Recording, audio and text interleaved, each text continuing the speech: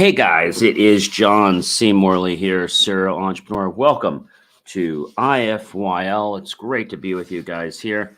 My hair got a little messed up today. Sorry about that. I was doing some work and just kind of popped my hat on there. Anyway, I do want to thank you for being here, whether you're here at 10 minutes to 11 at night or 10 minutes to 11 in the morning, or perhaps another time like 1 a.m., 1 p.m., 6 a.m., 6 p.m., whatever time it is. I'm very grateful that you're here. If you'd scan that QR code, that would be so great, because then you could check out all my great free content, as well as explore TikTok and help me get my follower count up there, because we got to reach over 1,000 so I can stream live to TikTok. We haven't quite cracked that yet, so I really appreciate your help. And doing that, we start on Saturday with a brand new master topic. We roll all the way through the week, and we finish up on a Friday. And we're getting people from all around the world that want to be on my show, which is really great news, ladies and gentlemen. I am so glad that my show is getting popular and that people want to be on it. But in case you guys don't know who I am, I'm John C. Morley. I'm a serial entrepreneur, and I'm a podcast host, and I'm a podcast coach. And I'm a specialist in helping businesses tell a story that leads to them growing and, of course, being more scalable and, yes, more profitable. Now, I typically do work with companies that bring in 10 million or more. And they either know the story or they want to find out their story from the core, the truth. That's what I work with. All right, guys, into our show. The weekly master topic is, that's going to be what is manifestation energy? So what is manifestation energy, everyone? That's the weekly master topic.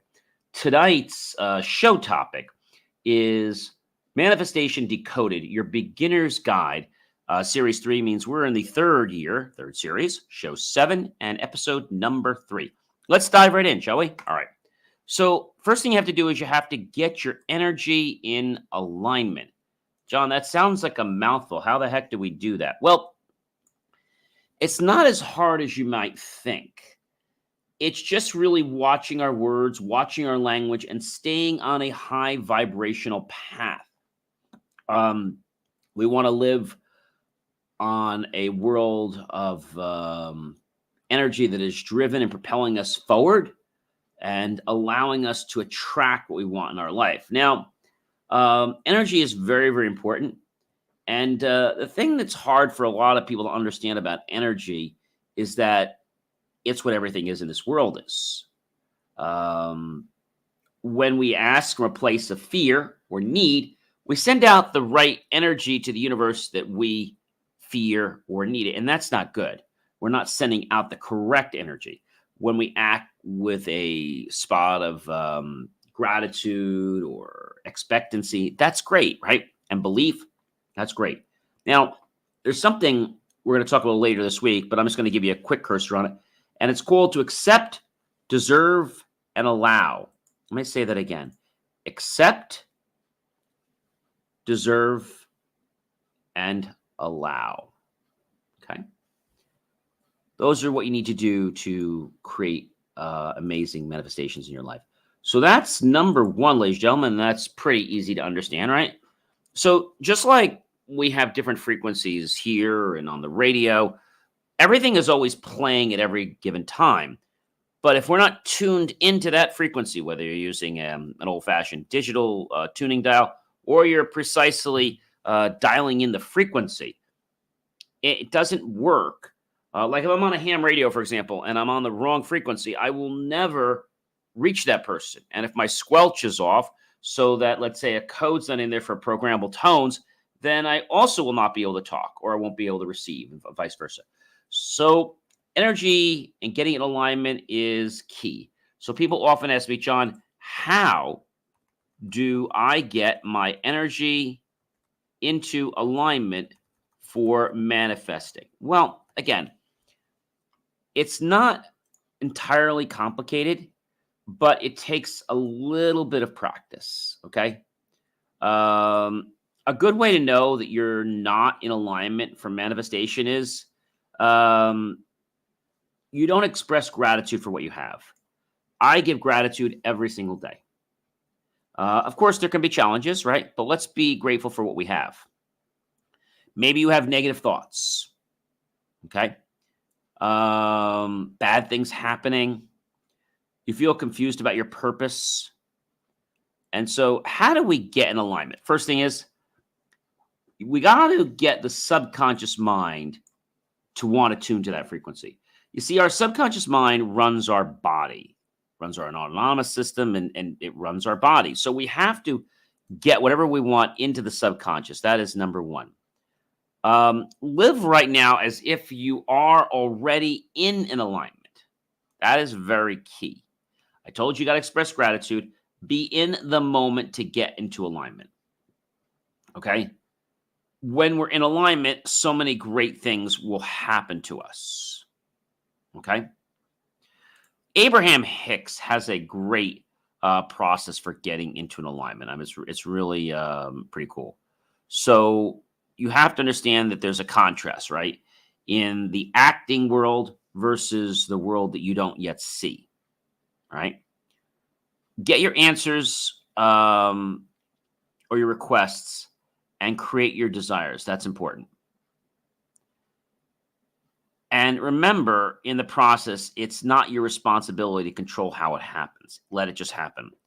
Align with the vibration of your desire. Maintain your alignment of where you're going consistently. Appreciate the contrast. Okay. Now, a lot of people say to me, John, I can't do this. The easiest way for you to get into the, I'm going to call it getting into the moment, is going to be just taking time to do nothing. I know that sounds a little bit bizarre, but it's the truth. So one thing you can do to get into alignment is very, very easy and simple to do, is you can write. You can write. And you can script before your day starts. Because when you script, you get your memory working, right? And you can think of things. So somebody says to me, John, I've tried all these things. I've done a million different things, but I can't get into an alignment. What do I do? Just remember, start with gratitude. Okay? That's the greatest way to start. If you have negative thoughts, it's okay. Just dismiss them. When we say bad things are happening, it's not that you are unlucky. It's just a matter of chance. And in those cases, when bad things happen, we find ourselves saying, I'm unfortunate, but it's just a situation. You feel confused about your purpose, and we've talked about this before. So I think we have to just not expect everything in the exact moment, but we have to know that every moment we can learn something. And I feel that if we can just start from, yes, no pun intended, the very beginning, we'll be able to harmonize. Maybe, like, one of my favorite things to do is to sit by a stream or to turn on the waterfall at home and just watch the waterfall and just hear the relaxing sounds from it. Another thing I like to do is, if I'm going on a camping trip or just, hearing fire crackle, just like in a safe place, like in a campfire or something like that. That's a great thing. Okay. I will tell you that it's going to take you time to maybe figure out what works for you. Maybe getting in alignment might be doing pottery, might be doing, music. Find out what that is. All right. Let's get into our next topic for the evening, and that is break down blocks, break down barriers. Identify what's preventing you from getting to your manifestation, okay? And figure out why. Maybe you don't want to manifest because you think that if you have more, you're taking away from someone. Maybe you don't want to manifest because you don't deserve it. Remember, you have to believe that you deserve it. The universe is indifferent or hospitable to me. No, these are not true. So there is plenty of abundance. So whether you went to the Sea of Abundance with a thimble or you went with a big tractor trailer or even a wheelbarrow, there would still be plenty more for everyone else that wished to visit it. See, we've been taught when we were young that there's only a certain amount of good things to go around, and that if we get them, we should enjoy them because they won't last. We feel guilty for asking for things when we know people in the world are suffering. But the universe is limitless. It's not a pie that has to be shared out. And many of us have also picked up the message that we do not deserve good things. Sure you do. So when we know what's blocking us and we know the programming that's blocking us, we could change that program, right? Some people always say, oh, money doesn't grow on trees. And I like to say, money grows on trees so long as you're kind and patient. Pretty cool, right? All right. So we learned about breaking down blocks. Let's talk about how else we can get into that manifestation state. So another way you can get into it is a breathing technique. So you can just inhale, exhale, inhale,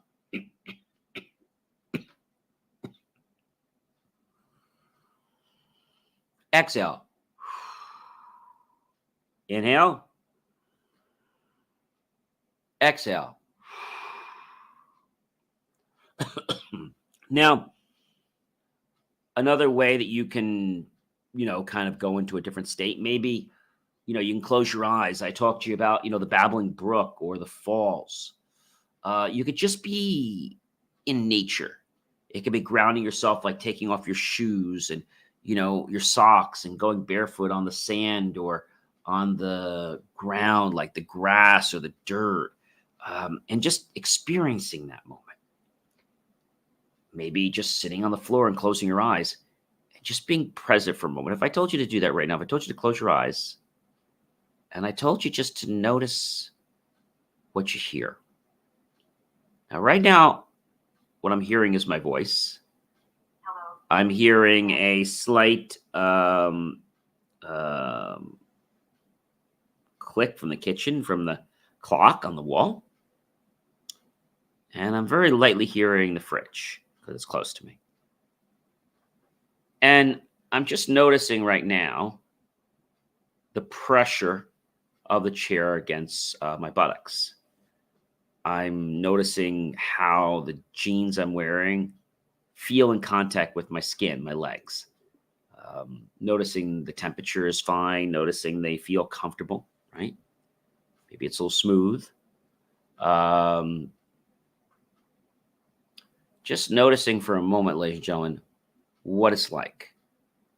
I'm also noticing that I'm sitting in this chair and I'm feeling the back side of the chair against my back. I'm noticing that right now. And as I feel the back side of it against my self there, I can just feel the texture of the wood. It's a wood chair. How it's strongly supporting my back. And as I'm just here and I'm just sort of listening to you and I'm sharing some information, I also, if I'm quiet enough, I can hear my heartbeat gently beating. I also can notice different parts of my body, my head all the way down to my toes, and I can just notice the sensations. I can notice the temperature against my head. I can notice the temperature against my feet if I wasn't wearing socks, or if I'm wearing socks, how does that feel? I can notice the sensation of my tongue. I can notice what my teeth feel like, what my gums feel like. I can just notice that for a moment. I can put my attention on my throat, and I can just notice all the sensations against my throat. I could put my sensations or my attention on my heart. I can feel some amazing things happening to my heart. That's really cool. And as I sit here in the chair and I can feel the pressure against my buttocks as I'm sitting in the chair, I can feel that if I just change positions for a second, I can feel the position now that I'm actually more balanced. I can feel the weight evenly displaced between the left side and right side of buttocks, cheeks. And you might see, John, what is this doing? Well, I'm being present right now. And also what I notice is I'm noticing that as my hands, you guys can see my hands if you're watching, otherwise you're listening. My hands are out maybe about, I don't know, roughly, I'd say maybe almost a half foot, a foot from my chest. And as they are, I can notice on the very bottom of my hand, my palm, okay, maybe a few inches in from the from where it connects into the wrist there. I'm just noticing this very cool sensation. And as I'm holding them and I'm kind of like letting them touch a little bit, you see they're like touching my computer here. They're just lightly touching. I can feel that gentle tactileness. I can feel that touch. I can feel that it's not cold, it's not hot. It's a little right around room temperature. And I notice that if I take my hands and if I flip them over like this, and I just wait for a moment, I can feel a sensation of coolness from there too. Maybe I want to take my attention and put it on the back of my eyelids.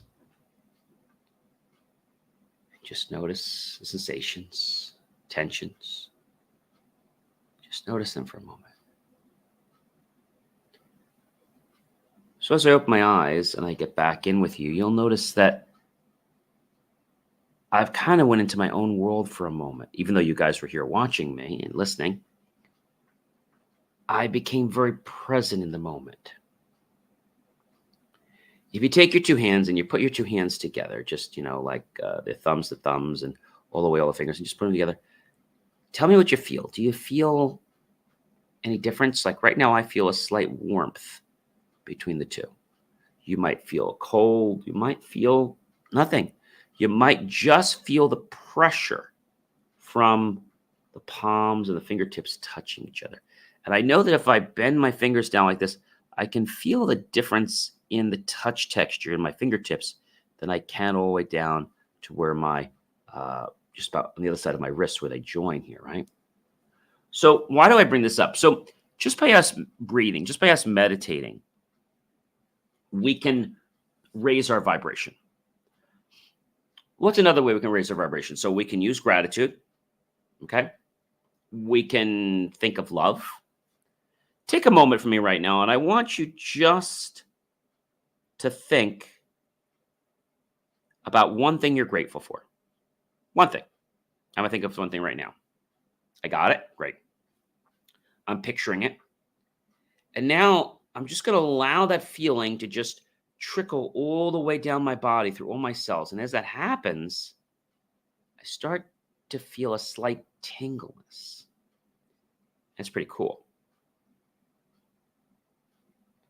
I can notice how that feels. I can notice exactly what part of the body that it's in. Now you might say to me, John, this is crazy. No, this might not happen to you right away. You've got to practice. But if you do practice, I promise you, friends, you're going to get this good. You're going to be able to sense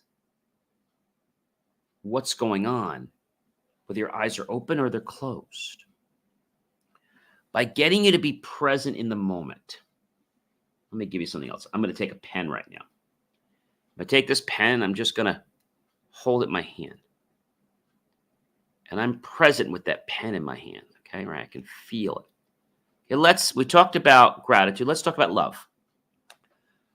Talk about someone you have loved to you. It could be your parents, significant other, or other person you know. And just picture that. All right? And I want you to take that love, which is really all here in your heart.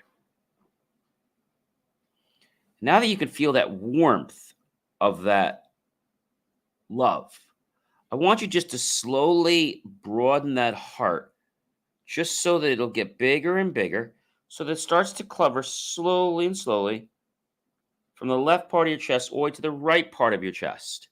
Can you do that? You might feel some sensations. And then just sort of imagine that heart of love just gets bigger and bigger, and it starts to expand downward all the way down to the mid of your chest, all the way down into the abdomen, mid-abdomen, lower abdomen, groin, pelvic region, all the way down to your legs, all the way down to your ankles, calves, shins, bottoms of your feet, your back, and just feel how great that love feels. Can you do that? You just raised your vibration. Do you see how easy that is? So if something takes you in a state that lowers your vibration, don't get angry. You can leave the situation politely, or you can just detach from the situation. And the way you detach is that you just don't have any, let's say, feeling toward it. Now, if you're wondering how to change that, let's just suppose for a moment you've got the situation and you can't deal with it, right? Or it's driving you crazy. I want you just to picture that situation up on your big screen TV. And I want you just to imagine for a moment that you use your remote control and you just took all the color out of it. Okay? But you're feeling a little less charged right now. Now, let's imagine that you took another button and you digitally shrunk the image all the way down to about the size of a small cube on a Rubik's Cube. Okay? And now, what I want you to imagine is that Rubik's Cube has gotten so small, and now it's the size of a pinpoint on your screen. Tell me how you feel. I bet a lot of you are going to say, I don't really care so much anymore about that. So when we become present, when we be able to reprogram our bodies, our hearts, not just our minds, our hearts, we've talked about that before, frequencies, good frequencies replace the bad frequencies. Just like if you had unhealthy eating habits and you replace the unhealthy with healthy, change who you are. We've said before that everything is frequency, everything is made up of energy. So let me say this again. Everything in our world is energy. Even, even money. Even money. So whether you're taking some water and touching it with your hands, so your thoughts are energy, even though they're intangible. Your feelings are energy. Matter's energy, light's energy, sound's energy, electricity's energy, heat is energy. Everything is energy. Everything is energy. I want to share a quote with you from Albert Einstein. And he said, and I quote, "Everything is energy, and that is all there is to it. Match the frequency of the reality you want, and you cannot help but get that reality. It can be no other way. This is not philosophy. This is physics." Albert Einstein. Let me read that for you again. Everything is energy, and that is all there is to it.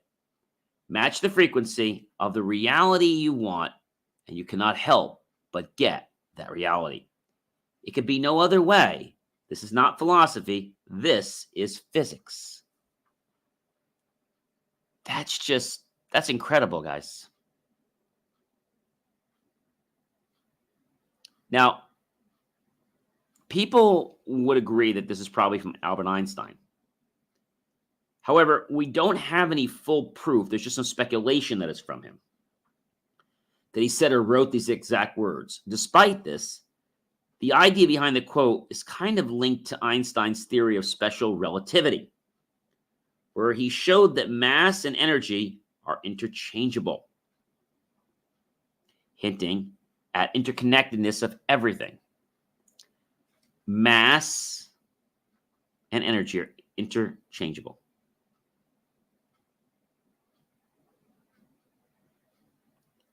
I think the whole idea about the science behind everything is energy is pretty cool. We can get into quantum. We can get into Einstein's theory of relativity, E equals mc squared, law of vibration, thermodynamics, and there's a lot. But what I'm trying to get you just to understand for a moment is that if we can make the choice to switch, Let me give you an example. Now, you're all listening to me right now. Maybe some of you like chocolate chip cookies. If you don't, well, then figure something you like. And I want you just to imagine that whatever it is you like, it could be a dessert, it could be a certain food. I want you just imagine that plate was just placed before you. What does that make you feel like?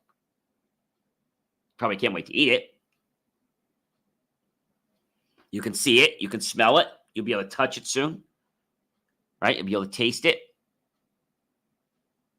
But when we're not present, like if you go to a restaurant and we're not present, we miss not only the social experience, but we miss the whole continuum of good food. Because when we're not present, our taste buds are too busy. Like we're too busy to grab the data. You know what it reminds me of? There was a play a long time. Well, it was actually not a play. It was actually the show I Love Lucy. You remember I Love Lucy? Well, I Love Lucy was the I Love Lucy show, and I think it was called the Chocolate Factory, and it's an interesting thing. The show was always kind of fun. But there is a true story behind this factory episode that so many hear about. The beloved 1950 sitcom starred Lucille Ball and Desi Arnaz in the Chocolate Factory episode. Of course, you don't need a lot to know that it was funny. Now, the married couples are feuding, and the wives think the husbands have it easier, while the husbands believe the opposite. So they resolve to exchange responsibilities. A clueless Fred and Ricky stay at home to do housework, and hapless Lucy and Ethel start work at a chocolate factory, where their boss is one tough cookie. Neither of the women takes quickly to factory life, and their initial positions in the factory don't go well. So the two are given one last chance to succeed, or as their forewoman warns them severely, they're fired. With the start of Let Her Roll, the conveyors start up, and Lucy and Ethel think they can handle it. They are so proud, wrapping the chocolates as expeditiously and carefully as possible. But they quickly learn that they've overestimated their own abilities, and their jobs are on the line, not to mention the bet with their spouses. So Lucy and Ethel go to battle with the chocolates, the fastest way they know how, stuffing them in their mouths and into their clothes. Lucy turns to Ethel, whose mouth is so crammed with chocolates she can't speak, and declares, "I think we're fighting a losing game." As the chocolate rate gets faster and faster, it becomes manifestingly clear that they cannot possibly keep up, but their workplace fiasco makes for a truly memorable comedy. In fact, Lucille Ball visited a real candy shop. I think that was just very, very interesting. The Chocolate Factory featured in the episode was a very interesting set modeled after the one that they visited, per the Sun and the Mercury News. Even the uniforms are the genuine article, and they were borrowed from See's during the filming. Remember, the candy maker Lucy tries to work with, but ends up fighting with instead, she was the real deal. A See's employee named Amanda Milligan, who hit Ball so hard during their fight that Ball thought her nose was broken. But ultimately, Ball and Vance got the last laugh, an opportunity to stuff their faces full of See's chocolates. It was a sweet deal for the both of them. It's very interesting, to know what happens. I don't know what they were thinking in the beginning, but it was an interesting concept. It's a very, very interesting concept, and a lot of people don't realize that it's about being present. Okay. I want to explain to you how being present is important. As you know, I'm I'm growing, and a lot of other people are growing too. So there was one lady I'm going to talk about. Her name was Paula Deen. You might know her. So she was very well known for lots of different things. But unfortunately, Deen caused some challenges. And she was a harmless person, and everyone loved her. There was some that didn't. And they liked her concept of Southern cooking, but she was still given the respect that comes with the celebrity status. Now, Dean was pretty much an American culinary grandmother with her pleasant demeanor and Southern accent. For a time, she seemed to be living the perfect life. In 2013, everything changed. She was accused of racism. Dean's star toppled, and she disappeared from the public eye in disgrace. Her name became a running joke in the industry, and even her biggest fans were so horrified that they turned away from Dean. It was a tragic fall from grace, but Dean didn't let it stop her. Though it seemed for a while that she had retired in shame, Dean instead bided her time, all while planning her return to the top. And here's what happened. This half-hearted lady basically apologized, didn't build any bridges for Paula Deen. Okay. And Paula Deen made things worse by trying to excuse her poor behavior. She said that the use of the N-word, quote, was common in her era. Of course, that was not professional.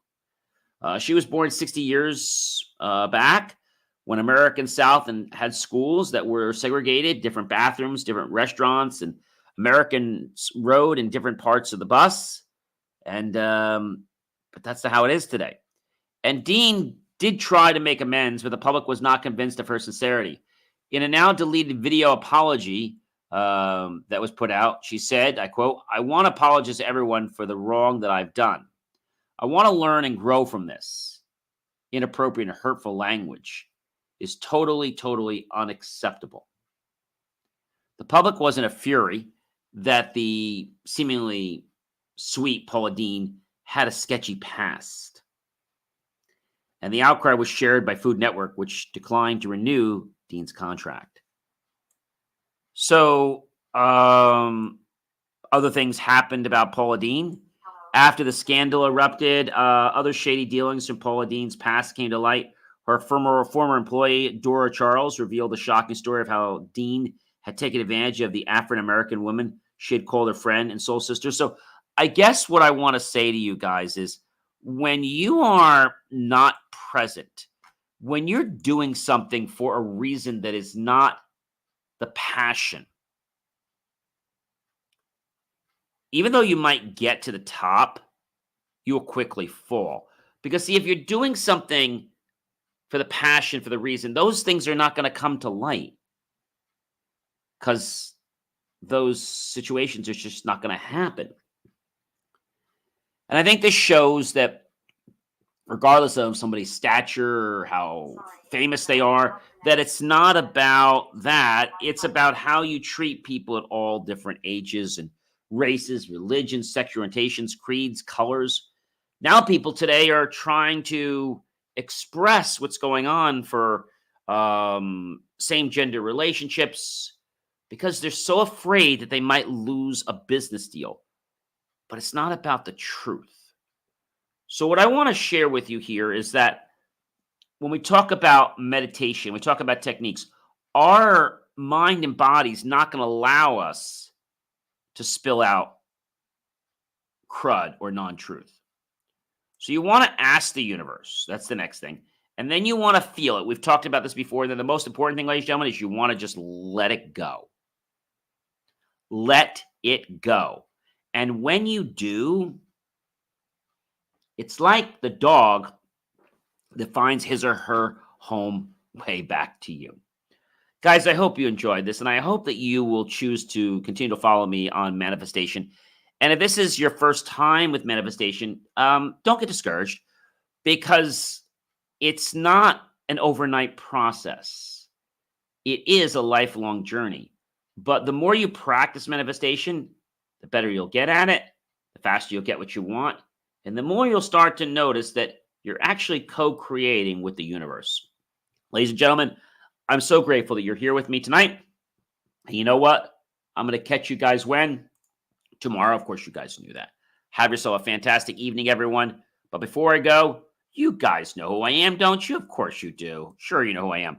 I'm John C. Morley. I'm a serial entrepreneur and I'm a podcast host and a podcast coach and a specialist in helping businesses tell a story that leads to them growing and, of course, being more scalable and, of course, more profitable.